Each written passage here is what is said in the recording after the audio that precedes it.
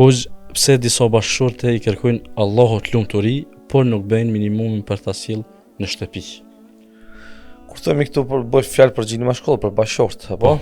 Për bashkëshort, por normal edhe bashkëshortet edhe ata janë të cilët kërkojnë lumturi, se çdo njeri në këtë botë që jeton kërkon lumturinë. Nuk ka njeri që kërkon mërzinë, brengat. Askush nuk do mërzi brengat, kërkon lumturi, kërkon të jetë i gëzuar, i lumtur.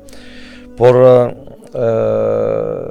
ata duan bekim pa veprim.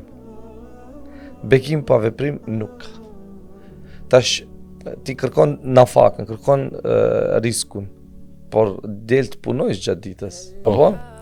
Për të të bekuar Allahu, për të ta pranuar atë dëshirën tënde, lutjen të cilën, se kur themi dëshirojnë lumturi, do të thonë kërkojnë, i luten Allahut. E lutjes duhet t'ja bashkangjisish veprimin.